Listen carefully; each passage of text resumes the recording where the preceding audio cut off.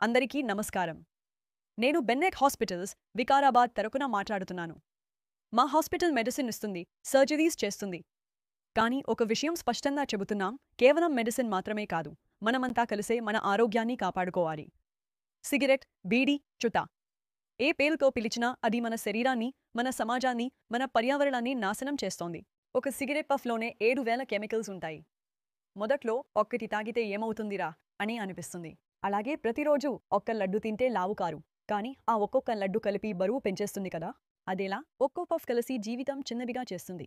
కొద్ది రోజులు తాగాత దగ్గు ఆగదు, మెట్లు ఎక్కితే ఊపిరి ఆడదు, వయసు 30లోనే వయసు 70లా అనిపిస్తుంది. సిగరెట్ మనకే కాదు, చుట్టూ ఉన్నవారికి శత్రువు. ఇది ఫ్రీ వైఫై లాంటిది. మనం కనెక్ట్ అయినా చుట్టూ ఉన్నవాళ్ళు కూడా అనవసరంగా కనెక్ట్ అవుతారు. కానీ ఇది వైఫై కాదు, విషపు పొగ. ప్రపంచ ఆరోగ్య సంస్థ చెబుతోంది, ప్రతి సంవత్సరం 13 లక్షల మంది ఇతరుల పొగ వల్లే చనిపోతున్నారు. అంటే సిగరెట్ తాగడం వల్ల ఇతరుల ప్రాణాలు కూడా మన వల్ల పోతున్నాయి. సిగరెట్ చివర మిగిలే చిన్న ముక్కని బత్ అంటారు.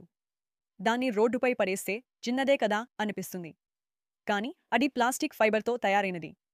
ఇది కరగడానికి 10 నుంచి 15 సంవత్సరాలు పడుతుంది. వర్షం పడితే గ్రెయిన్స్లోకి, అక్కడి నుంచి చెరువులు, నదులు, చివరికి సముద్రం చేరుతుంది. దాంట్లోని విషం నీటిలో కలుస్తుంది. ఆ నీటిలో చేపలు జీవిస్తాయి. చేపలు ఆ విషాన్ని తింటాయి. తర్వాత మనమే ఆ చేపలు తింటాం.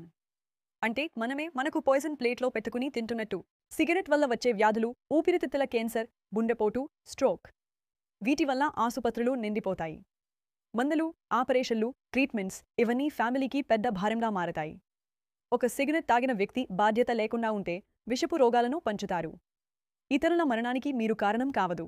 ఇప్పటివరకు మనం తెలుసుకున్నది, ఒక పఫ్ మన ఆరోగ్యాన్ని నాశనం చేస్తుంది, మన చుట్టూ ఉన్న వారిని బాధ పెడుతుంది, ఒక చిన్న బట్ ప్రకృతిని విషపూరితం చేస్తుంది.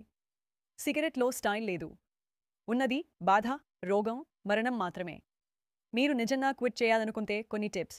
రోజూ తాగే సిగరెట్స్ను క్రమంగా తగ్గించండి. చూయింగ్ గమ్ లేదా నీళ్లు తాగడం ద్వారా మైండ్ను ఆక్యుపై చేయండి. మీ స్నేహితులు, కుటుంబం మీకు సపోర్ట్ ఇవ్వమని అడగండి. ఎక్కువగా ఫ్రెష్ ఎయిర్లో వాక్ చేయండి. సిగరెట్ వదిలితే మీకు కొత్త ఊపిరి, కొత్త జీవితం దొరుకుతుంది. నా మనస్ఫూర్తి అభ్యర్థన, సిగరెట్ తాగడం ఆపండి. ఈ వీడియో నచ్చితే మీ చైన్ స్మోకర్ స్నేహితుడికి పంపండి. మీ జీవితం విలువైనది, సిగరెట్ మాత్రం ప్రమాదం అని చెప్పండి. మనమందరం తెలిసే ఆరోగ్యకరమైన సమాజం, శుభ్రమైన ప్రకృతి నిర్మిద్దాం. ధన్యవాదాలు.